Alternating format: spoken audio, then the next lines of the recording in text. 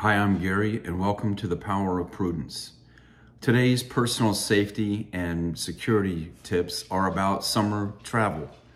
A lot of people will be heading overseas this summer, so let's talk about just some basic precautions that we all should take. The first ones are homework and research to do before you ever even depart for the trip. The first is to enroll in the State Department's Safe Traveler Enrollment Program, or it's called STEP.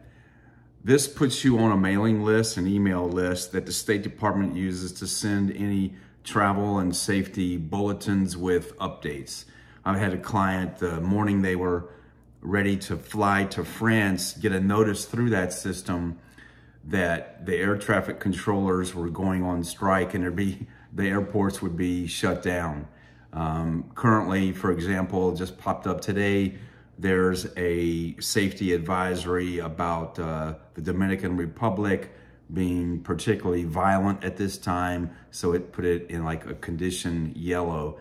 So enrollment in that State Department program is a good way for the travelers or the family of travelers can be included on those emails to stay abreast of government warnings or updates as to conditions in a particular country.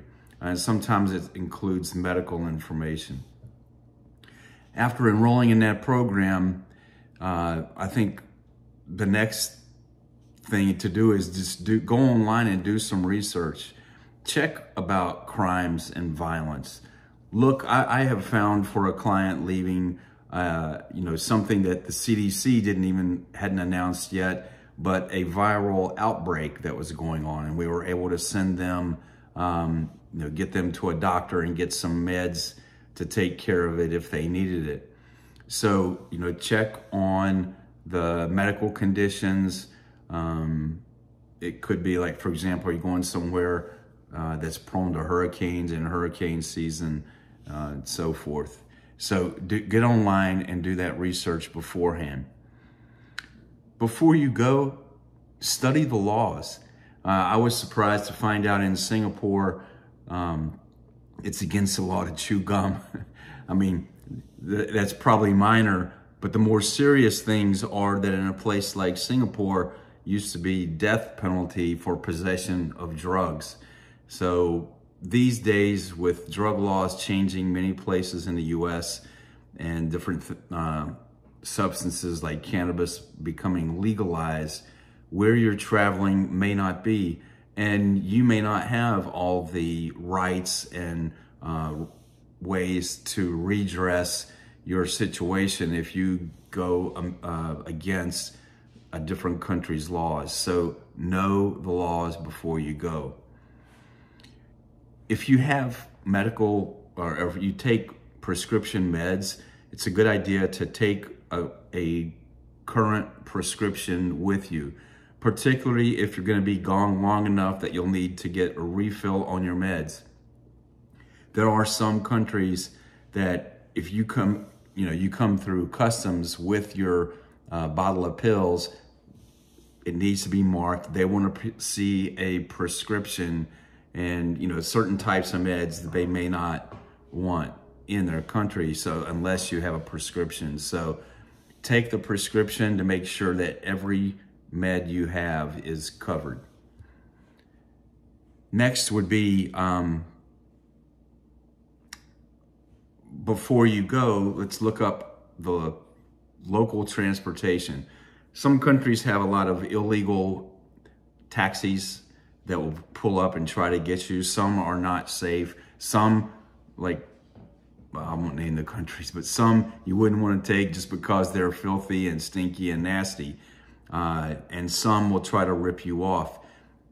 Most of the time on a State Department site in a particular country or other sites that you can look up online, it will tell you about which are the approved, taxi cab companies, or ones that have a certain certification, have a certain, like some of them will have a different sign on top of the taxi cab. Some of them will have a certain color stripe painted on the side. So you'll want to make sure that you use one of those preferred methods of local transportation.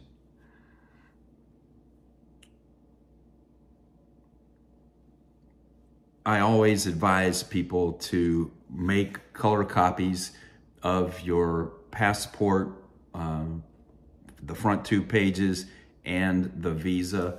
And when you're traveling around inside a country, I don't always like to have my passport on me or give that up. Some places, like certain hotels, will say they want to hold my passport while I'm there that night. I prefer to have my own passport, and if something goes wrong and I need to leave, I have control of my passport. I would prefer to give them the copy. And if for whatever reason you were stopped by law enforcement and asked to produce papers, I would hand them my copy before I'm handing over my actual passport.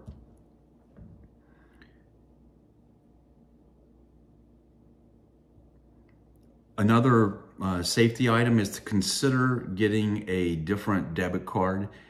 If we're traveling overseas and you're using your credit card or debit card that have access to your accounts, that could run into a lot of money.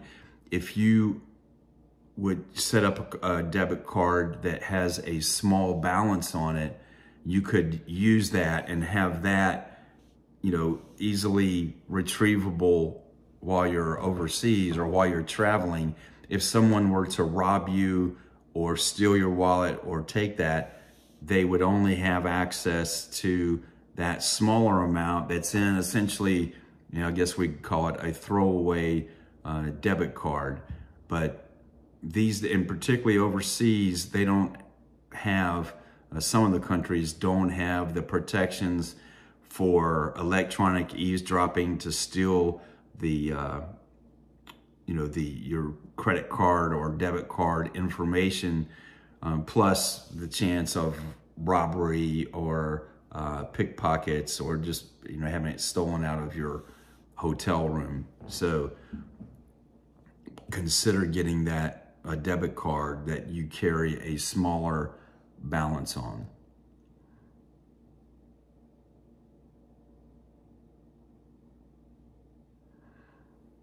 Another thing that you might look into, if you look online, you'll find a ton of different door stops that you can use on your lodging. It's something, some of them are metal, some of them are wood or plastic or rubber, but it's like a door jamb thing that if you happen to stay in lodging that doesn't have a really strong secondary lock on the door, you can use that on the inside, and it prevents somebody from being able to open your door.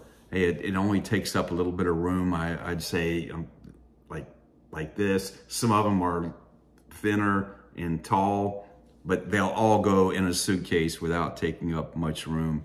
And depending on where you're going, you might need that to help beef up the security of your door.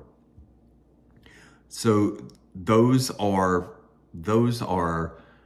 precautions that I always like to look into, consider, and do before we ever travel.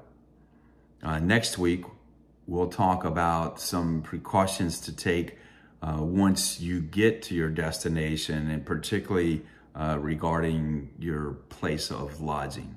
So, hey, thanks for listening on this Friday. Happy Father's Day to everybody out there. And don't forget to like us on social media and subscribe to us on YouTube. Thanks again.